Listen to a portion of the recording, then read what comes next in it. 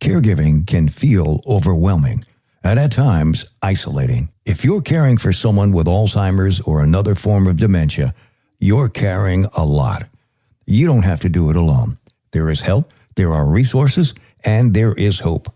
This is GutPunched, Alzheimer's and Caregivers.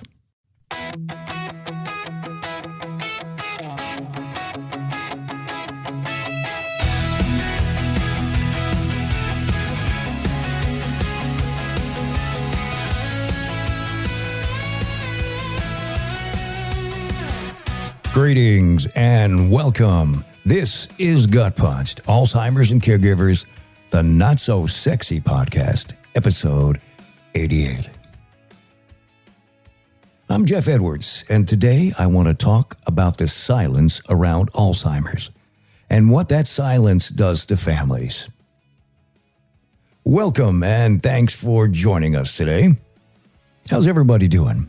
You know, if you live in the middle, southern, or especially the northeast part of the country, I feel for you. I hope you're staying warm and being extra careful if you have to venture outside. It could be a rough few days, but this too shall pass. So I've been thinking, and yeah, I know that sometimes get me in trouble, but I'm genuinely curious. If you have a loved one, or someone in your family, or even a friend whose family is dealing with Alzheimer's or any type of dementia, do you tell anyone outside the family? How do you deal with it? Does anybody actually talk about it? Are you embarrassed? Do you worry people will think less of you? Or maybe they'll think it's catchy, like you might somehow pass it along to them. Now, this comes up a lot. When I was young, and that's a long time ago, I remember being told that my grandmother was going senile and that she had to go into a home. Well, what did that really mean? She had Alzheimer's, but nobody wanted to say those words. And yes, she had to be placed in a facility. But the message was clear. Hey, don't tell anybody. And look, every family has a right to decide who they tell and what they share. That's personal. Over time, some things have changed. We've learned new words for the condition and new words for facilities. We now say Alzheimer's, dementia, MCI, Lewy Body disease, Frontotemporal disease. The medical world has helped open the door, giving these illnesses names and helping us understand what they do, not just to the person diagnosed, but to families and friends around them. But I still wonder, if more people talked openly about these illnesses and how they truly affect families, would more people recognize the signs? Would they notice when something doesn't seem right with a loved one? And maybe, just maybe, get help sooner rather than later. Maybe even get treatment that could slow things down. Maybe people could prepare earlier and possibly cut down on some of the stress that comes later. Because I can tell you, this is not an easy journey. When I was gut punched by my wife's diagnosis, we made a decision to be open about it. People know. And honestly, I think it made things easier for my wife. She didn't have to worry about people thinking she was stupid because she forgot something or struggled to find the right words. People were more forgiving, kinder, gentler, and more willing to help. Well, most people anyway. There are always a few complete asses out there. But overall, for us, it was the right choice. So I'm just wondering, think about it. How does it affect you? Okay, in today's podcast, we'll hear about Congress renewing commitment to Alzheimer's and dementia research and results from a study about people with dementia getting medicines that may harm them. You heard that right. Plus, our next What's New in Alzheimer's with Dr. John Huffaker. Now, if you have a question about Alzheimer's and dementia and you would like to have it answered by the doctor, you can send the questions to us at gutpunchac@outlook.com. I'd like to say thank you to our sponsors for their support of GutPunched, Alzheimer's and Caregivers, NPRC, which is the Neuropsychiatric Research Center, a clinical trial center dedicated to advancing research and treatment for memory loss and Alzheimer's disease. And the fine people at Heart, Body, and Mind Home Care, nationally acclaimed, award-winning home care. Our 5 tenets are the backbone of everything we do. They are simple, but very important. Number 1, you must take care of yourself, because if something happens to you, who is going to take care of your loved one? Number 2, you can't do it alone. You need help. Find good caregiver groups or network with friends or relatives. Number 3, make a list of friends, relatives, or coworkers who have offered to help you in time of need. And then make a list of things you need done but can't do yourself because caregiving duties are overwhelming. Use the lists. Start at the top and keep going till you get what you need done. You'll find it very helpful. Number 4, create a help signal. Identify a cue or phrase to confirm your loved one is comfortable with receiving help. Make it something your loved one can remember. Now, this is for when you have caregivers outside of family helping with caregiving duties. It will help put them at ease. And number 5, caregiving. Love it or hate it. It will be your life until it's not. So give it your all. We'll be right back to Gut Punched, Alzheimer's and Caregivers. If you find that it's time that you must start looking for a good home care company for your loved one, I'd like you to consider talking with Heart, Body, and Mind Home Care, a nationally award-winning company. They are top of the line in service. They will tell you service is their passion, excellence is their promise, and that's the honest truth. They are very knowledgeable and skilled at what they provide. On top of that, they are just really nice people who love helping others in need. They are Alzheimer's and Dementia and Parkinson's care specialists. You can find them on the web at hbmhomecare.com, or you can call them at area code 239-603-6455. And you'll find a link for them on our website, gutpunched.com. Heart, Body, and Mind Home Care, your best choice for home care. This is Gut Punched, Alzheimer's and Caregivers.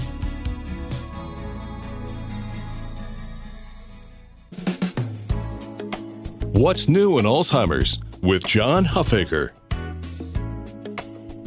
Okay, John, from Nancy P. in New York. She says, I'm a caregiver for my husband. He always fights me about taking a shower or a bath. Why is that? Do they become afraid of water? Good question, Nancy. And the first most important part, no, not necessarily afraid of the water. What can happen is there's a lot of stimulation going on when you take a shower and a bath, and that sometimes can be a lot. Especially when somebody, assuming as a caregiver, this person's probably a little bit more advanced in their dementia. It's the act more than it actually is the water. A couple of things that you can do for individuals like that is want to create that routine. Routine is very important. You're probably already doing that. But the other is I've had one patient that they're very connected to their dog. So when they go in to take their shower or bath, they take their pet in with them, not actually into the bathtub, but they take them into the bathroom. They now know, okay, it's time to go in there with their dog. And it's part of, they've created that routine. It's a good thing to establish, and it just can be a little bit more of a challenge. You just have to hang in there and try to work it out any way they're willing to do it and keep repeating. That's actually a pretty good answer because I didn't know, and I hear it all the time, people saying, what do I do? What do I do? So thanks for that. Now here's some really good news. Congress renews commitment to Alzheimer's and dementia research with $100 million increase. This came from the Alzheimer's Association. Washington, D.C., January 20th, 2026. Congress has announced a bipartisan agreement to provide a $100 million increase for Alzheimer's and dementia research at the National Institute of Health, along with $41.5 million for implementation of the Bold Infrastructure for Alzheimer's Act at the Centers for Disease Control and Prevention in fiscal year 2026.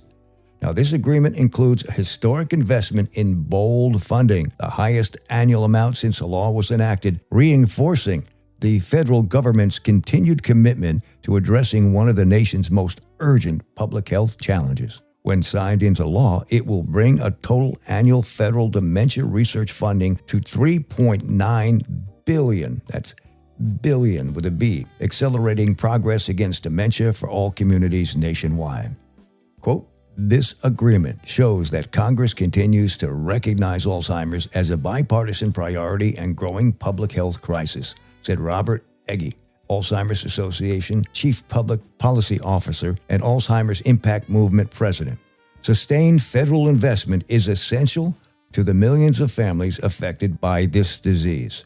The additional research funding will drive progress across the full spectrum of Alzheimer's and dementia science, from understanding disease mechanisms and identifying biomarkers to advancing prevention strategies and developing more effective treatments and care approaches. Separately, funding for implementation of the Bold Infrastructure for Alzheimer's Act will strengthen the nation's public health response to dementia by building capacity in states and communities to reduce risk factors, promote early detection and diagnosis, better support caregivers, and improve health outcomes for people living with the disease. For more than a decade, bipartisan support in Congress has driven real progress against Alzheimer's and other dementia, Eggy added. Quote, "This continued investment tells families impacted by dementia that their voices matter and that advancing effective treatments and a cure remains a national priority," unquote. More than 7 million Americans are living with Alzheimer's disease, and millions more are impacted as caregivers and loved ones. These numbers are expected to grow as our nation ages. The funding, finalized by Congress, builds on years of bipartisan leadership and reflects a sustained commitment to confronting the disease with both scientific innovation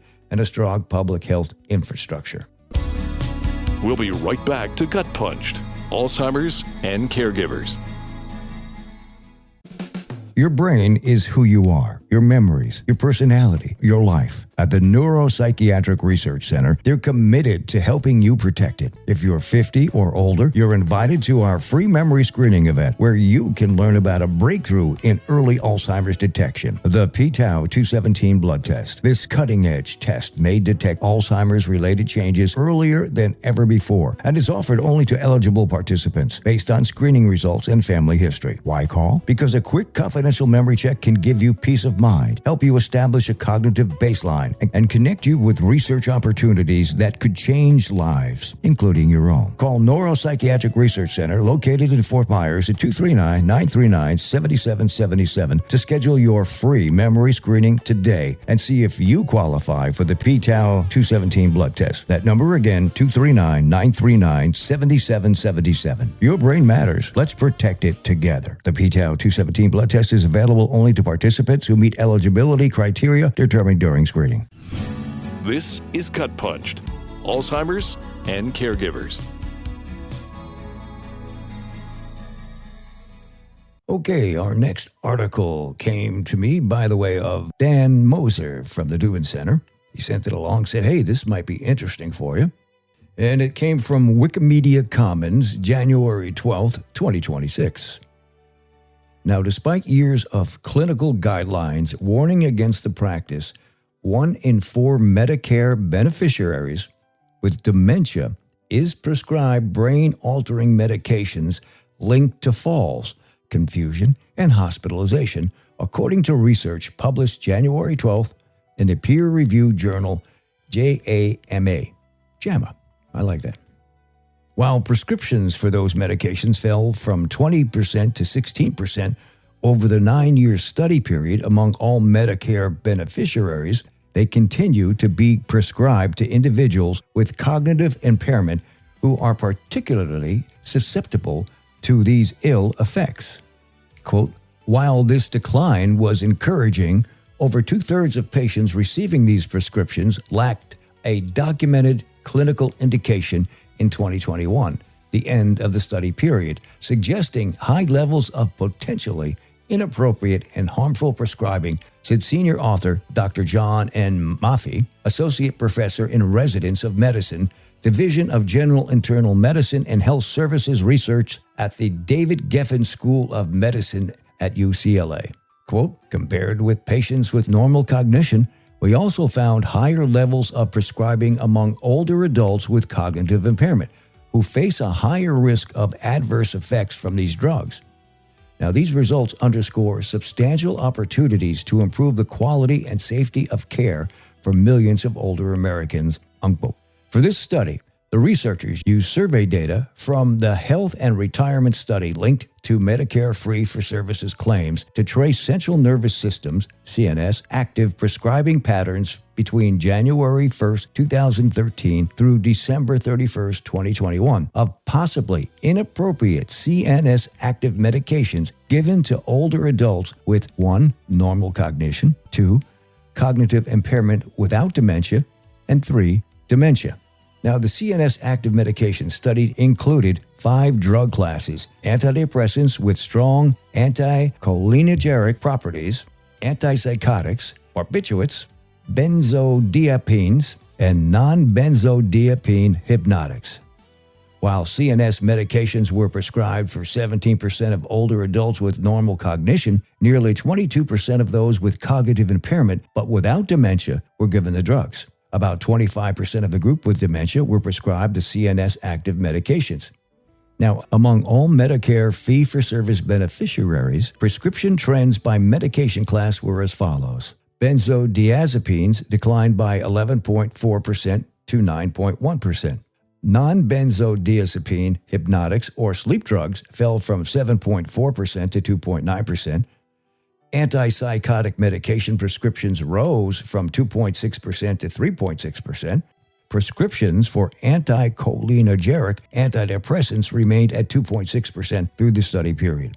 Barbiturate prescriptions fell slightly from 0.4% to 0.3%. Furthermore, clinically justified prescriptions fell from 6% in 2013 to 5.5% in 2021, while likely inappropriately prescribed CNS active medications saw a significant decline from 15.7% to 11.4%. Now, the improvement was driven largely by reductions in prescriptions for benzodiazepines and sleep medications, as well as inappropriate prescriptions. The findings are limited by unavailable Medicare Advantage data, possibly missing clinical information such as agitation, and a focus on prescribing prevalence rather than cumulative exposure. While CNS active prescriptions may be appropriate in some cases, it is important for older patients or their caregivers to work closely with their physicians to ensure these medications are appropriate to their cases. When inappropriate, patients and their care team should consider alternative treatments